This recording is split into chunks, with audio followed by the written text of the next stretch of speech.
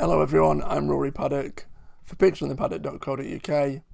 It's been a little while. I've been on an absolutely atrocious run of form, but hopefully tomorrow, seeing as though I'm recording this at 9:40ish, tomorrow, Wednesday the 19th of August, I want to turn it around. There's a few that I like for tomorrow's racing, and as always, this is today's tips.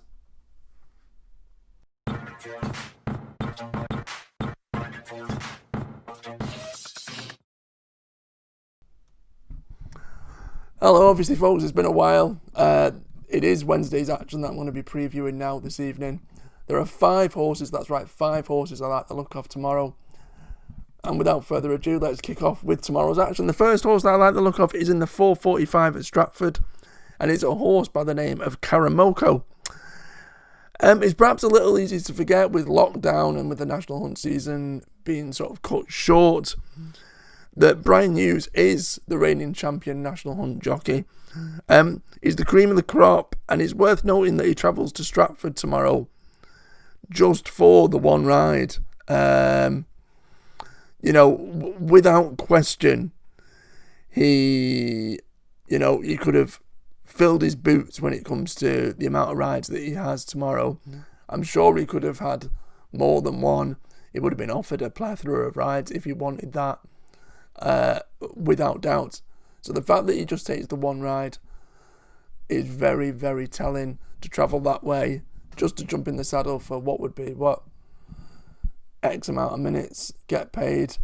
The fact he rides Karamoko, and it's a decent price. I think it's around, what is it now, 3-1, I think. It might be an 8-race maiden, and it might be returning to the track after, I think it's 589 days off. But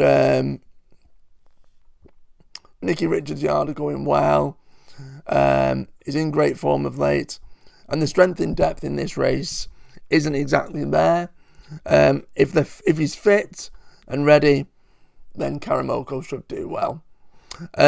Over in Ireland in the 4:05 at Killarney, perhaps it's a tad unfair on the rest of the field here, but as the betting can be sort of seen in the market, it does look like it's a 2-horse race between the current favourite, Barbados, who finished second in a group race last time, and the Ballydoyle trained Keats, who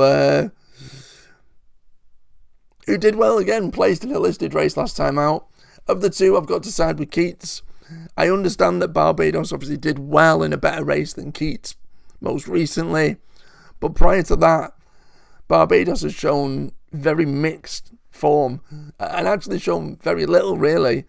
Not the nicest term to use, but perhaps I've got a feeling that Barbados may be a flash in the pan. Its last run wasn't a true indication as to the horse's true form, whereas Keats has been very consistent at a decent level. And has also won here at Killarney previously. The fact that Keats is the second favourite, I'm absolutely shocked about. I actually think it's a relatively generous price. I was actually surprised to not see it around even money or potentially even odds on. So 6-4 second favourite. Keats is definitely the one for me in the 4:05 at Killarney. Sticking with Killarney in the 4:40, the race after, I do like the look of 2 horses here. Both of them deserve honourable mentions, and they both faced each other this term. Daydreaming and Drummer met over course and distance a few starts back, last month actually, and Drummer claimed second spot. However, I do feel that Daydreaming has the ability, because he only finished less than a length behind, to reverse that form as well. I expect them both to go close, so I couldn't put you off backing either of them, but it is Daydreaming that gets the nod out of the two. Like I mentioned, Drummer has put in some decent efforts, but it's still a maiden after 15 career starts, which is slightly off-putting. Daydreaming, again, also still a maiden, but she's had just the 6 runs and seems to have improved race after race. Trainer Tony Martin has seen his horses in the winner's enclosure recently. Obviously, the fact that Colin Keane's booked for the ride is a massive plus as well. Around 5-1, she looks likely to finish in the placings. Staying with Ireland, and we're going to go to the 350 at Sligo, where I like Bailey Thunder, that's currently around 10-1. I think that's a massive, massive price. Bailey Thunder put in a bit of a mediocre performance. I think it finished mid-division when it finished 7th of 12 last time out. That was at Galway. But that was a reappearance run after, I think, about 4 months off. Should come on leaps and bounds for that effort. Should strip much, much fitter.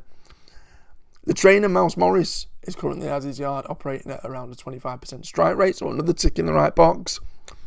And it's very interesting to see the horse dropped in trip after what have been very underwhelming performances over 3 miles.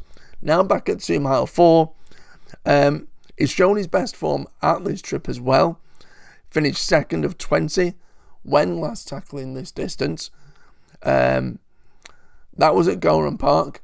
Comes here at Sligo off the same mark that it was when it finished 2nd. Obviously, there was just a field of 20 to compete with that day. This looks a much less competitive field and an easier field. So 10-1 looks a massive price. As I've said, this looks a much more, I wouldn't say easier field, but less competitive. And at 10-1, that looks way too big. And that's the one for that race at Sligo. Then, back here over to the UK soil, in the 355 at Bath, I like City Walk. A course winner on just its 4th start. Absolutely bolted up by just under 5 lengths that day. Has been hiked in the weight by £10, so it's got to compete with that. But this race doesn't look any more trickier, any more difficult even. I think the drop in trip is going to be a help as well. It's only raced 4 times. It's got a vast amount of room for improvement compared to the rest of the field. And I just think that potentially, it's obviously very well bred. It's a Godolphin-owned horse. That this could be, I'm not going to say something special, but you could see this in the future competing in Class 2 handicaps, from top grade handicaps, maybe even listed company. And I think at list level, with just 4 runs under its belt, it looks to certainly have the ability in what it's shown so far to go far beyond this sort of handicap sort of sphere and progress further. Like I said, a bag's of potential, could improve to be, capable at a much higher level. And I think 2-1 is a decent enough price. And those are my 5 for tomorrow. Obviously, I'm not ignoring the fact that York has its e-board meeting. It's its first day tomorrow there. But to be honest, it's more of a watching brief for myself. There's nothing that really jumped out. Obviously, the racing is top quality racing, but there was nothing in terms of a betting prospect that really sort of stood out, that seemed worthy of telling people to put their money down. Watching brief at York. But those are my 5. Have a quick look now for tomorrow. Those are my 5. Karamoko in the 445 at Stratford. Keats in the 405 at Killarney. Daydreaming in the 440. Oh, I've got Hamilton there, typo. But that is at Killarney. Bailey Thunder in the 350 at Sligo. And City Walk in the 355 at Bath. Those are my 5. Good luck, as always, if you follow. Any likes, shares, retweets, comments. If there's anything you like the look of, please comment on this, whether that's on Twitter or Facebook. Let us know so we can give you the props if you manage to tip up a winner or a decent place shout. And again, thank you all for watching, and hopefully we'll grab a bit more success.